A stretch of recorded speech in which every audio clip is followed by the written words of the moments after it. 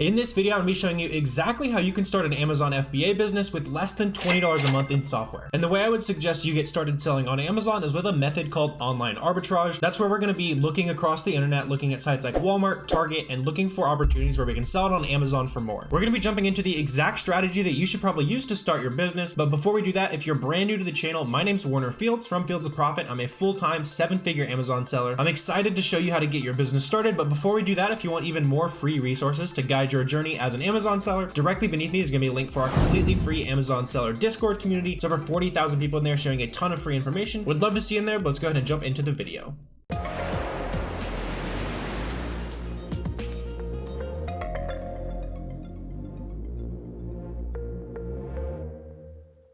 So today we're going to be breaking down how you can use SellerAmp to source your very first product, start building that Amazon business. And before we jump into that, I will add the caveat that I would not suggest to run your business with just SellerAmp for more than like the first couple weeks. Really just use SellerAmp to test the idea, make sure it's something that you're interested in doing and something you want to continue scaling. But once you do that, make sure you invest in some other tools, like at least Keepa. This tool right down here will also help a ton, but you can use SellerAmp for the first little bit just to kind of prove the concept. So the reason I pulled up this particular product right here is it's just a Disney branded product. When we're looking at this item, we can also use SellerAmp over here. We can look at the other sellers on this item. None of them are Disney. There's nothing too crazy going on here. Amazon is also not selling on this listing. We can see on the history chart of this item, we can see that it's only being sold by FBA and FBM. Those are third-party sellers like you and I. There's no Amazon. Disney's not on this listing, which tells me that everyone who's selling this little plush doll right here is probably buying this item from websites like Shop Disney. They're buying it from Walmart, from Target, maybe some wholesalers a little bit in there, but we can go in through here and start looking at some of these other storefronts. So I went ahead and clicked this guy right here because he has, in this case, 69 feedback. So not a ton of feedback, but more than just a couple. So they know what they're doing, but they're not going to be doing it at a super high level, because the reason that is super interesting is we can jump in here and now we have a big list of all the products that this seller is selling. And so from here, based on the fact that we know they're selling this item on Amazon, probably profitably, maybe they bought it from Disney, something like that. There's going to be other items in their storefront that they're buying from other retail websites. So we could just go ahead and start looking through here at different items where we think we might be able to buy it for this max cost option here. So as I'm looking through here, I'm trying to figure out, hey, are there a ton of sellers on it? So in this case, there's 56 sellers. So that's quite a few sellers. I can also see over here on the Keepa chart, this is embedded in SellerAmp, that the price is consistently going down, that orange line there, showing me that the price is going down, meaning it might get less and less profitable. So the reason that using SellerAmp is going to be really important is combining a lot of this data together for you so that you can quickly get through here and try to find those items, right? So this right here, there's a Nike hoodie. I'd have to buy it for $32. I probably know that that's a little bit too cheap for me to actually make money on here. If you're a brand new Amazon seller, you could go ahead and punch the Google button in right there, try to see what prices this item is all across the internet. Looks like a lot of $48, $45, maybe get some coupons, that kind of stuff in there. Maybe you do get it down to $32, or you could go ahead and continue looking on. So this guy right here, if you come across this item, you say, hey, can I buy this item for $24? In this case, I'm not super familiar with this brand. I don't really know what's going on here. I'd probably click the Google button just to see if I can get it for close to $24. So we could open up this listing, try to see if there's any coupons, anything like that. So we got like the 60 count there. So that's the 60 count, but that's going for 33. We needed to pay 24 for it. These are like different something else. So we could also look and see, maybe on the homepage, is there a coupon? Is there anything like that? Down at the bottom, is there anything that talks about coupons or anything like that? In this case, I don't think so. So we'd just be continuing to scroll through this list, but this is going to give us a really focused insight on the types of brands that different arbitrage sellers are selling, potentially even where you might be able to buy it from with the Arbitrage Hero integration over here. You can also go ahead and maybe see where you might be able to buy it from. So in this case, it's saying that I could get this from Walmart for $11. I'd have to buy it for $1.68. So that's super easy for me to scroll past, just kind of skip over that. And so as I'm looking through these items, I'm looking for a couple different things. Number one, I'm looking at the offers tab. So if it says Amazon's on it, I'm just going to skip past it. As a new seller, especially as a new seller, usually with most items, Amazon is not going to share sales with you. It's their ball game. They're going to hog all the sales on a listing. So you want to stay away from those listings. Something like this has 43 sellers. So that's quite a few sellers. It scares me away a little bit, but it isn't necessarily a deal breaker. So we can go ahead and look into something like that. Over here, I can also see that the orange line, which is the price over time, is also kind of flattening out a little bit. So it might be a little bit more stable. So we can go ahead and look it up, see a bunch of different sites we could get it from. So there's a whole bunch of these different websites. And then,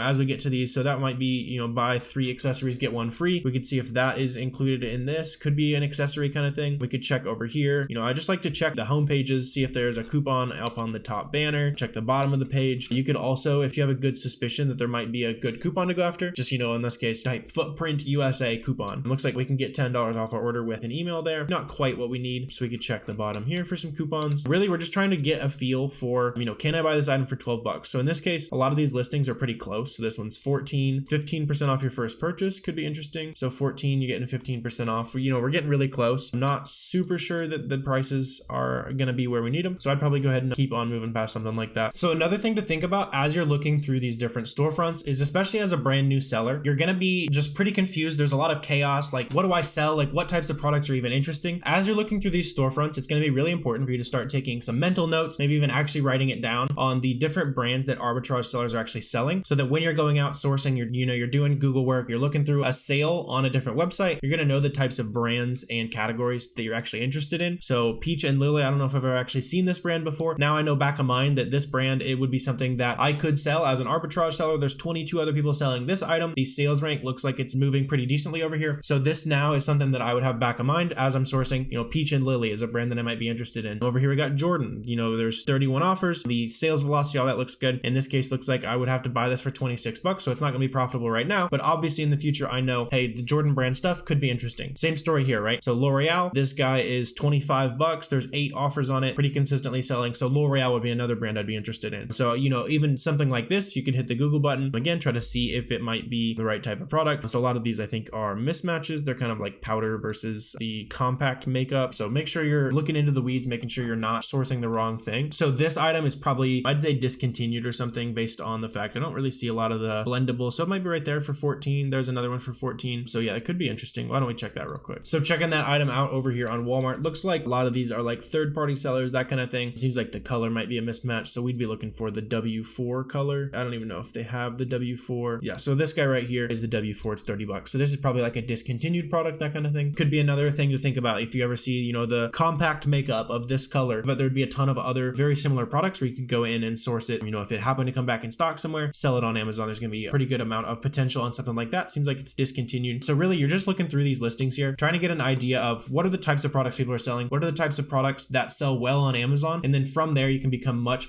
more efficient at sourcing. But I'd say this method called reverse sourcing is probably the best way to get started as a seller, just because you're going to be able to learn a ton about different types of items. And then as you grow as a seller, it's going to be important to start experimenting with some manual sourcing processes. So, on an item like this, say you're looking at this item over on Ulta, you see, hey, it's a decent sale, right? It's buy 2, get the 3rd free in cart on a bunch of L'Oreal stuff. So at that point, I would probably mouse over this, right click it, and then SaaS search, and then it's going to be able to pull up that item in Amazon over here. You're going to do it as though you had searched for that product on Amazon. You're able to look at what the prices might be, see if there's any kind of potential profit to be had over here. So you could go ahead and start looking through a bunch of these options, just trying to see if there is any of these items where it's selling for about double what would be paying for over here on Ulta. So in this case, if we're doing 12 bucks, buy 2, get 1 free, you're paying 8 bucks total. So you'd be looking for a powder that's selling for like 15 to 16 bucks, kind of paying half of what you're going to sell it for is general good rule of thumb. So we'd be looking for any of these prices saying 15 to 16 bucks. So super blendable powder, this could be something we'd look into. Looks like the sales rank isn't super high, so I'd probably skip something like that. But you can see how this can be a lot more advanced. So if you go over here to,